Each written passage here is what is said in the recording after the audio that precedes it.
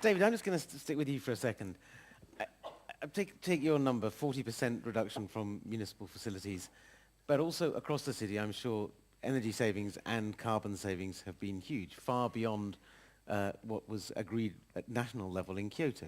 So what is it that we see examples of cities around the world and state governments around the world which enables them to go far beyond what their national or federal counterparts? What are the key components of a successful strategy that allow you to do that countries don't seem to be able to? Well, you need a really good mayor first. That's a joke. I'm glad you laughed. I wasn't serious. If there's media here, please don't report that in Canada. I'll be in very big trouble. I think it's the immediacy of what cities do. You know, we have, in one of the ways we've saved emissions is by doing energy retrofits on our hockey rinks. You know, hockey's incredibly important to Canada. It's yesterday was the anniversary of Paul Henderson's goal to beat the Soviet Union in 1972, and we almost have a national holiday, you know. So the rinks matter to kids, and, well, when we do the energy retrofits, we actually rejuvenate the rinks at the same time. So it allows us to use our money twice and save money. So that's a practical thing for us. We knew our rinks were deteriorating. We had to fix them up anyway, so you might as well use your money more efficiently. And it's because of the immediacy of cities. We can't wait for countries to decide an overall framework. We just have to act. And the other thing that cities bring to the table, and I think it's similar to states and provinces, you know, Copenhagen and Toronto can work together and find mutual solutions, and perhaps work with Sao Paulo and Johannesburg and Dar es Salaam and Addis Ababa, who are all very active on this issue. But if Munich doesn't want to join in, well, that's okay. You know, I mean, it's bad for Munich. I feel very bad for them. But I don't know if Munich didn't join in. But we don't have to have unanimity. You can take some mayors and some cities that are advanced and make huge progress, and then everybody else comes along. And I think that's the theory behind the work the C40 is doing. You know, cities have to act, we are acting, and we can scale it up rapidly by having like-minded cities work together. Thank you. Jensen, do you feel that, rather like some of these cities, that Beijing is a leader within China and can show examples for other Chinese cities how to have a green growth strategy? And within that, what are the key elements that you've found to make your approach successful? 这个他是说的，对这个北京呢，在整个中国来讲的话呢，应该说在绿色的建设上呢，确实是领先的。You are right. Actually, it's true that Beijing has always been taking a leading role in green growth, in the sustainable development among Chinese cities. 这几年的话呢，核心呢，我们还是坚持呢，还是要可持续发展，还是发展的第一要务。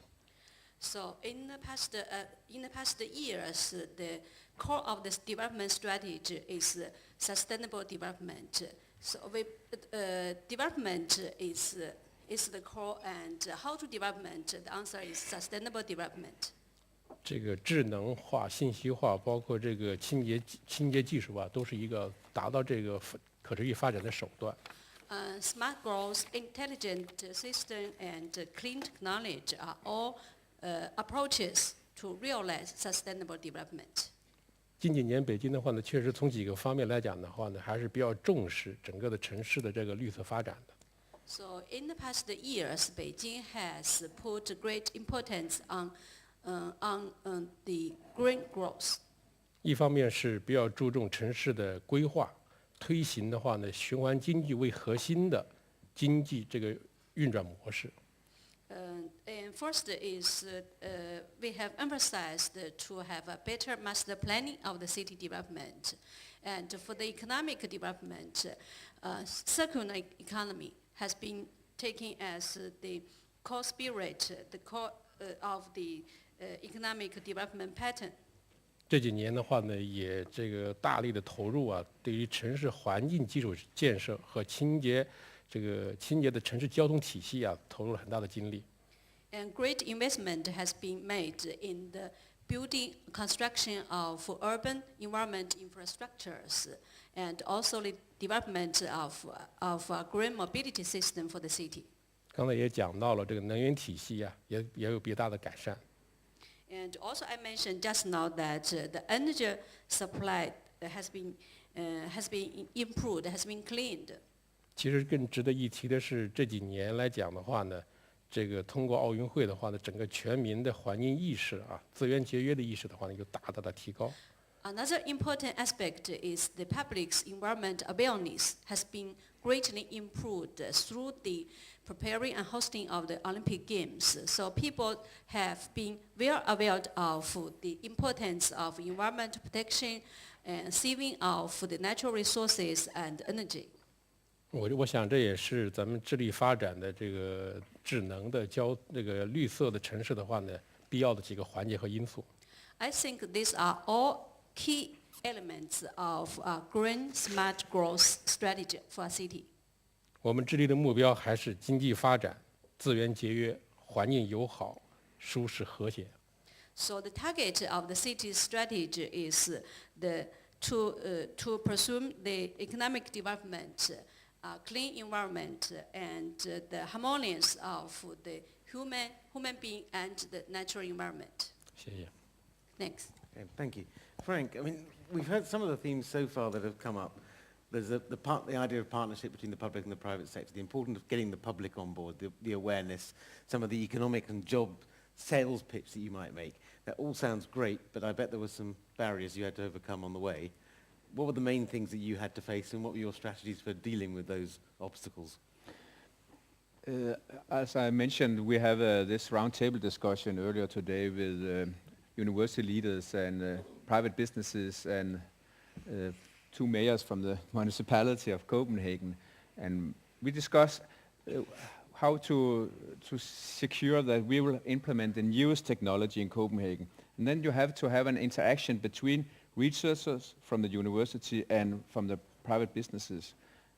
So we can choose the best and the newest technology. And we discussed how to, because many companies and many researchers like to protect their research results.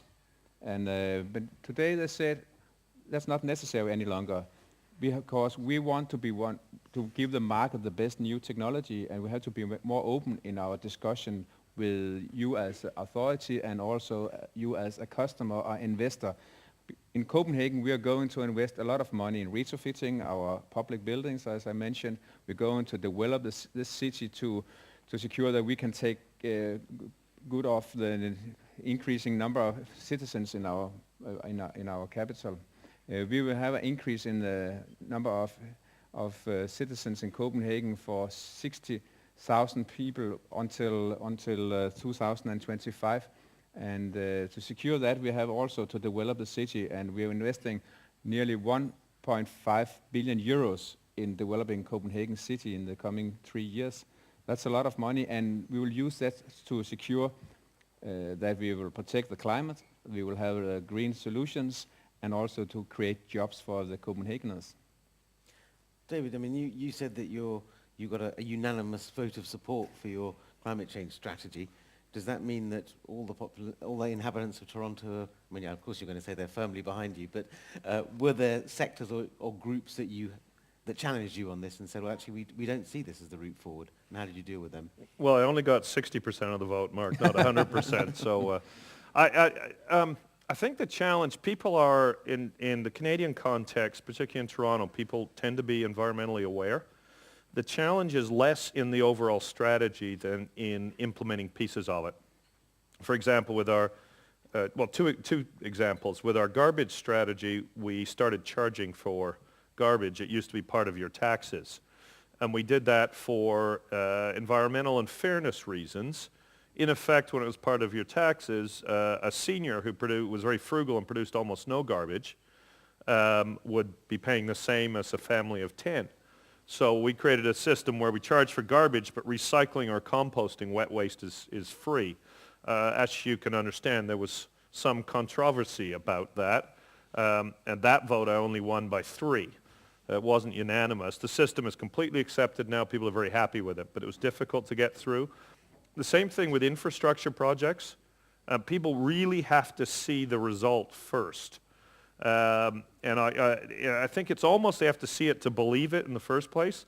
I'll give you a little example. I mentioned earlier we're going to do two kinds of methane recapture. One's with the food.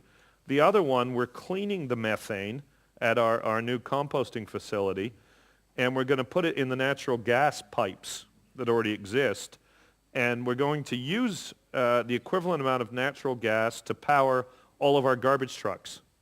So in effect, our garbage trucks will be powered from the garbage we're producing.